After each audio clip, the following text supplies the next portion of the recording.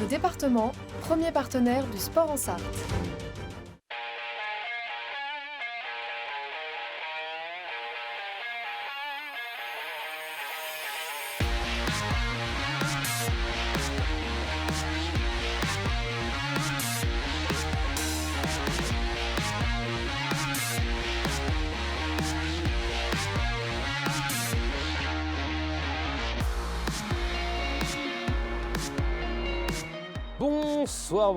Bonsoir à toutes et à tous. Ravi de vous retrouver sur LMTV pour un nouveau numéro de 72 Sport. Une heure avec vous pour revivre un petit peu tout ce qui s'est passé ce week-end, notamment dans les résultats sportifs. Et il y en a eu pas que des bons, malheureusement, pour nos clubs sartois, avec du foot dans quelques instants et le Noël du stade Marie-Marvin, le Noël du Mans FC qui ne s'est pas déroulé comme prévu. Vous allez le voir dans quelques instants.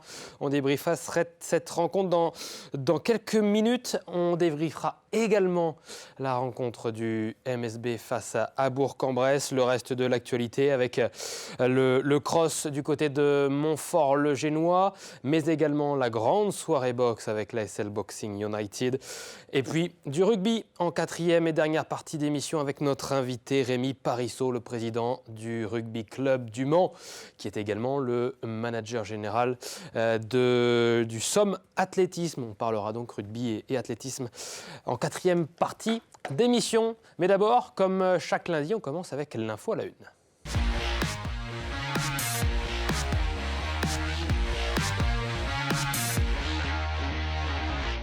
L'heure est grave, voilà, c'est simple, c'est dit. Voici la une donc de 72 Sports. L'heure est grave pour le Mans FC. C'est une citation de l'entraîneur Réginald Ray après cette nouvelle défaite du Mans FC. On va y revenir dans quelques instants. Et on va revenir sur cette rencontre avec Marc Moreau. Bonsoir. Bonsoir Antoine, bonsoir à tous. Vous êtes journaliste au quotidien Le Maine Libre et vous suivez donc au quotidien le Mans FC. Vous étiez donc au stade Marie-Marvin avec ses 18 000 spectateurs et ce Noël du Mans FC. 15e journée de championnat devant donc ses nombreux fans et le Mans qui va ouvrir le score grâce à un magnifique but du jeune Makan Aiko. Mais la fête, Marc, n'a malheureusement duré qu'une période.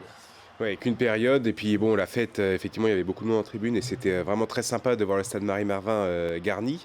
Mais la fête, c'est 45 minutes, un tir cadré quand même. Il est important de rappeler que Makan Aiko, pour le coup, a été très réaliste. N'a eu qu'une seule opportunité et puis il la joue très bien. Il est limite de joueur en un contrôle. Il met de l'extérieur du pied gauche. Enfin, le but est magnifique, effectivement, je suis plutôt d'accord.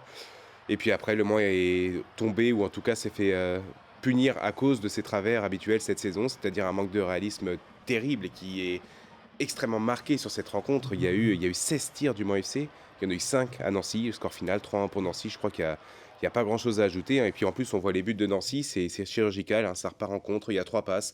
C'est le Touré est décalé, le met dans la lucarne, c'est imparable, c'est efficace, c'est juste, c'est tout ce qui manque au Mans FC en ce moment.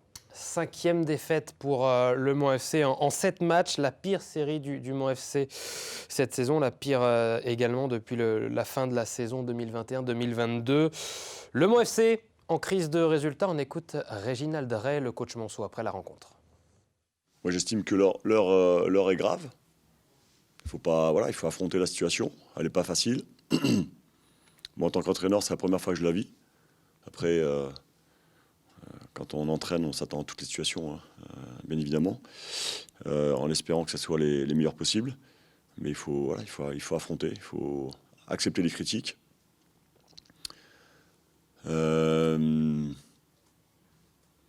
Et être costaud mentalement, pour petit à petit remonter la pente. Imaginez bien que dans la période qu'on connaît, en menant 1-0 à la mi-temps, en ayant 17 000 personnes, je crois, et en perdant un match 3-1, forcément, il y a très peu de mots dans le vestiaire. Et puis, limite, aujourd'hui, il n'y a plus besoin de parler, quoi. Il faut continuer à bosser. Voilà. Je pense qu'aujourd'hui, la problématique, elle est surtout mentale, quoi. Elle est souvent dans les sports de haut niveau, mais elle est surtout mentale et elle le sera dans la semaine qui vient, dans les 15 jours qui viennent, pendant la trêve, après la trêve. Forcément, chaque jour, chaque semaine apportera son lot de travail et puis en tout cas de rafraîchissement mental. Mais aujourd'hui, il y a une urgence à redevenir efficace dans les résultats, parce qu'il n'y a que ça qui compte, quoi. Marc, vous étiez donc à cette conférence de presse où Réginald Ray a dit les termes. Il a dit les termes, il semblait une nouvelle fois affecté aussi par cette défaite, mais encore une fois, de la même manière que la dernière défaite à Villefranche, encore une fois, c'était plus de la colère, c'était du dépit. Alors, on pourrait presque dire du fatalisme, ce serait inquiétant encore plus que la situation ne l'est déjà. Après, oui, il est lucide, de toute façon, c'est un entraîneur de haut niveau en national, en tout cas dans le championnat qui est national et qui est professionnel, enfin professionnel amateur, mais en tout cas voilà, il est à son poste et il sait très bien qu'un entraîneur, quand il n'a pas de résultat, il est en danger. C'est ce qu'il a dit aussi à la fin. Donc Réginald Ray est forcément en danger en ce moment avec la série que l'on connaît. Parce qu'à l'extérieur, on dit qu'il voyage bien, mais c'est pas non plus la folie. À domicile, c'est 6 points sur 21 possible, c'est beaucoup trop juste. Donc il a dit effectivement ce qu'il manquait, c'est-à-dire de la justesse technique, de l'efficacité devant. Enfin, on ne peut pas marquer une seule fois sur 16 tirs et en prendre 3 sur 5 en retour. Hein. Que ce soit en national, en Ligue 1, en Ligue 2, en R1, c'est pas possible. Ça ne marchera jamais. Il l'a très bien compris. Après, entre le dire et trouver des solutions pour pallier ces soucis-là, c'est encore une autre histoire. Ce qui est dommage, en fait, c'est que il manquait des cadres à Villefranche, il n'en manquait pas forcément, ou il manquait d'Amégaye, en tout cas uniquement, entre guillemets, contre Nancy vendredi soir. Et en fait, il avait un choix au devant qui est quand même pas négligeable en national. Enfin, je veux dire, il y a Antoine Rabillard, il y a Makan Aiko, il y a Mehdi Boussaïd. Et malgré tout ça, il n'y a pas d'idée, quoi. Il n'y a pas de folie, il n'y a pas Makan Aiko, on a apporté un petit peu, notamment sur le but, mais pas que. Mehdi Boussaïd a frappé aussi de temps en temps, mais c'est pas assez. Il y a pas assez on a l'impression que les connexions ne se font pas, alors qu'au bout de la 15e journée, là, ça peut plus être une excuse. C'est plus inquiétant dans le contenu que dans le résultat brut. Encore une fois, on disait déjà ça après Villefranche, mais ça se répète encore. Alors évidemment, ce serait mieux d'avoir 10 points, 8 points de plus aujourd'hui, mais finalement, on sait très bien dans le national que ça va très vite. Le plus inquiétant, c'est qu'on se demande en fait, quand on arrive au coup d'envoi d'un match, comment Le Mans va pouvoir gagner en fait, parce qu'on voit qu'il y a beaucoup de tirs, qu'il y a beaucoup de situations, que techniquement, dans l'entrejeu, on va dire, c'est correct. Mais dès que ça arrive devant, on se demande en fait qui va prendre les responsabilités pour tirer, quoi. C'est un peu le problème. Problème offensif qui a donc été souligné, notamment par Réginald Ray. On a entendu, c'est 16 tirs et seulement 4 tirs cadrés pour le Mans FC dans cette partie. Réginald Ray... Pardon ? 12 corners aussi, 12 corners. Et c'est un point qui n'est pas négligeable, parce que quand ça ne va pas dans le jeu, on peut se reposer un peu sur les coups de pied arrêtés, et que ce soit les coups francs ou les corners, ils ont été très mal tirés, donc c'est aussi problématique. Problème aussi problématique mentale, nous dit le coach Manceau.